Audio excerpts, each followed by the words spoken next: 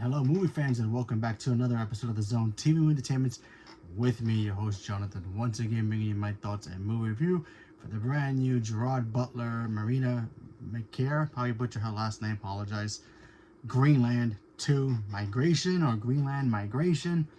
The Secret to Greenland. You know, the comet comes to Earth and Gerard Butler and his family have to escape and go to a secret underground bunker to try to survive the nuclear apocalypse, and that's how that first one was. And now we are in the second film, where I'm not gonna spoil anything, but kind of the trailers kind of spoil out of it. So if you don't want to hear about it, so just check it out for yourself.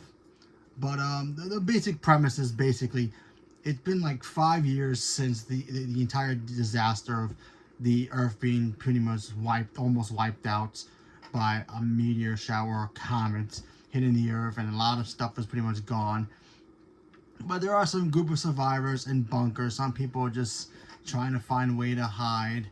And then you got Gerard Butler and his family. They live in an underground bunker, and they're worried that they're running out of supplies. The oxygen is still not as healthy because the radiation from the asteroids affected the air quality. So they decided to pick up their stuff and leave for an area they might not be there, might be there.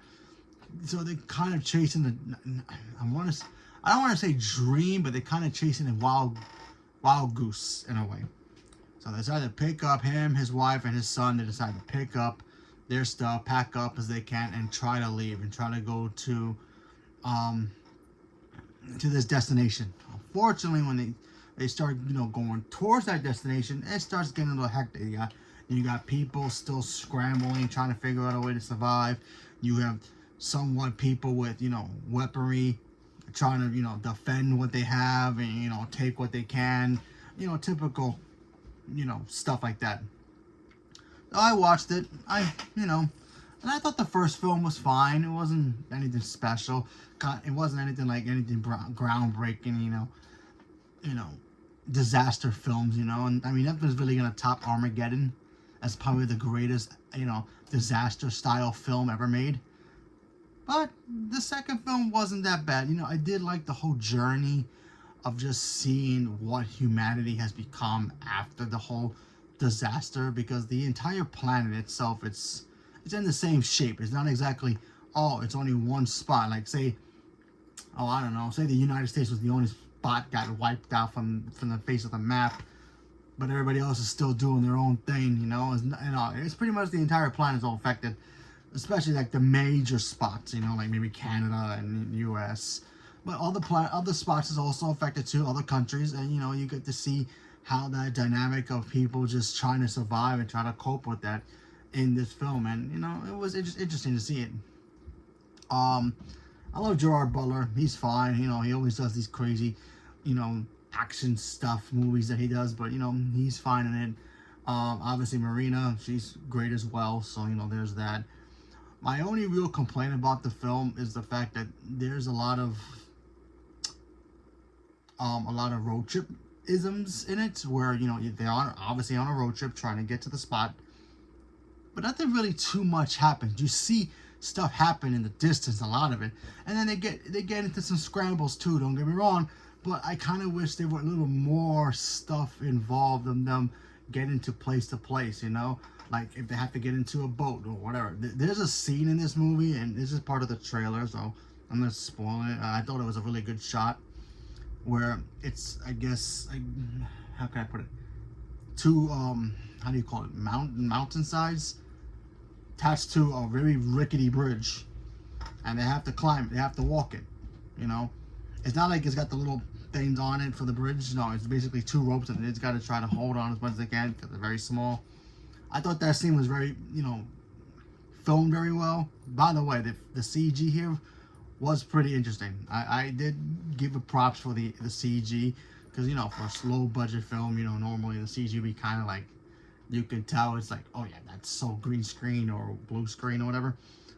Not bad, but still, like I said, is it the best disaster film ever made? No. It's entertaining, somewhat.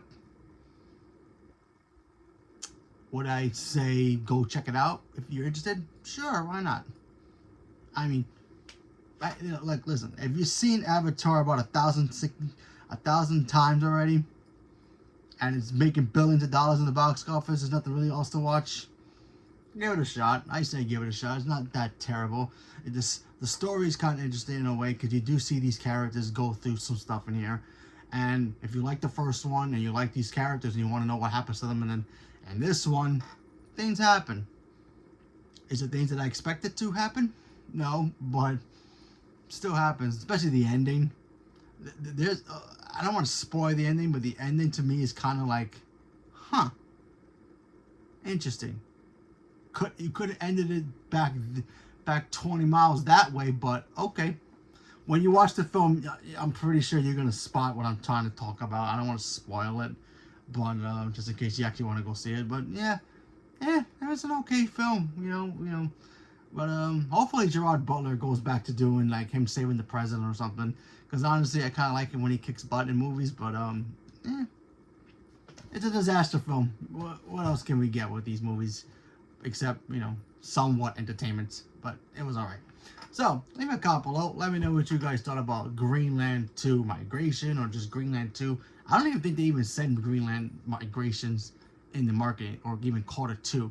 It was one or the other. Either way, what do you thought about it? Did you see it? Not see it? Don't care for it? I only saw the first one. Not really interested in the next one. Whatever it is, leave a comment below. Let me know. Stay tuned for more. Thank you very much. And have a good night.